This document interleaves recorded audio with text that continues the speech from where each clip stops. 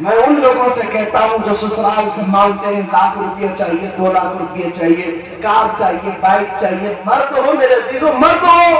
اور تم اس عورت سے مانگ رہے ہو جو تمہاری زندگی بھر کے لیے تمہارے اولاد کا اور تمہارے گھر بار کی امانت سنبھالنے آ رہی ہے، پھر بھی اس کے بعد سے مانگ رہے ہو۔ مانگنے کا شوق ہے تو ایک کھٹوری لو، مسجد کے باہر بیٹھ جاؤ، لوگ سکے ڈالیں گے، اس سے زیادہ تمہارے کھٹوری میں آ جائیں گے۔ اور اگر مانگنا نہیں ہے تو آپ کو اللہ نے طاقت دیا ہے، ذلت کے ساتھ اپنے سسرالوں سے مانگ کر کے نہیں، اپنے ہاتھوں کی کمائی کھلا کر کے صدقے کا ثواب حاصل کرو۔ آپ اس چیز میں آگے بڑھو، اس لیے کہ اللہ تعالیٰ نے قرآن میں فرمایا الرجال قوامون علی النساء، مردوں کو اللہ نے حاکم بنایا ہے عورتوں پر۔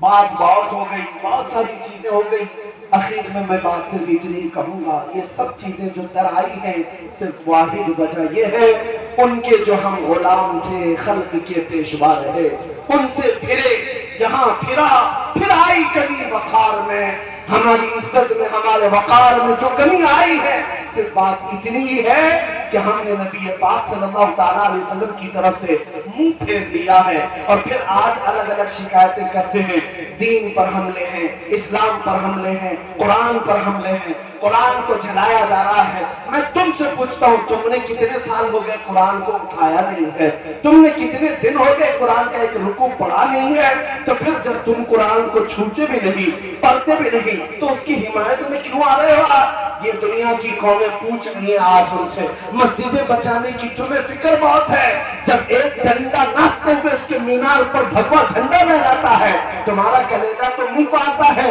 لیکن جب فجر کے وقت پوری مسجد ویران ہوتی ہے، تم تو بستر گرم کر رہے ہوتے ہو، تمہیں مسجدوں کا خیال کیوں نہیں آتا؟ تمہیں پتا ہے یہ مسجد قیامت کے دن اللہ کی بارگاہ میں شکایت کریں گی، مولا اس قوم والوں نے مجھے بنا تو لیا تھا لیکن بھوکا اور پیاسا رکھتے تھے، اس سے پوچھا جائے گا تو بھوکی اور پیاسی کیسی ہوتی؟ وہ کہتی ہے جب اذان ہوتی تھی مجھے بھوک لگتی، اگر یہ آ جاتے تو میری بھوک مٹ جاتی، مگر انہوں نے صفوں کو کبھی بھرا نہیں ہے، مجھے بھوکا ہی رکھا، مجھے پیاسا ہی رکھا۔ اے مسجدوں کی حفاظت کے علمبردار، قرآن کو بچانے کی بات کرنے والوں، اسلام زندہ باد کہنے والوں، میں آپ سے کہتا ہوں، میں کوس نہیں رہا ہوں آپ کو، میں گالی نہیں دے رہا ہوں آپ کو، بات صرف درد کی یہ کہہ رہا ہوں، درد سے قرآن اگر ہم نے بھلایا ہوتا،